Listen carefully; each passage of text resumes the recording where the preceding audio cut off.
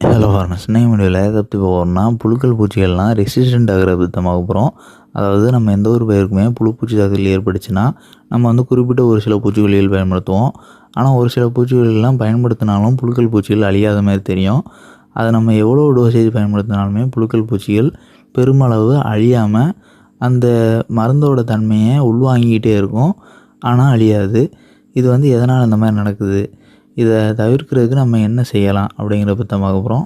First நம்ம ரெசிஸ்டண்ட்னா என்னென்னு பார்த்தலாம். இப்போ நம்ம எந்த ஒரு பயிர்லேயும் புழு தாக்குதலுக்கோ இல்லைனா சாரஞ்சு பூச்சி தாக்குதலுக்கோ பூச்சிக்கொல்லி ஸ்ப்ரே பண்ணும்போது அந்த பூச்சிக்கொல்லி மருந்தோட தாக்கத்தை அந்த புழுக்களும் பூச்சிகளும் தாங்கிக்கிட்டு அதை உள்வாங்கிறதுக்கான எதிர்பார்ட்டில் வெளிப்படுத்துறது தான் அந்த ரெசிஸ்டண்ட் அப்படிங்கிறது. அதாவது நம்ம அந்த புழு பூச்சி அழிகிறதுக்கான மருந்தே ஸ்ப்ரே பண்ணோனாலுமே அது சாகாது, இருந்துகிட்டே தான் இருக்கும், பயிரை சேதப்படுத்திகிட்டு தான் இருக்கும்.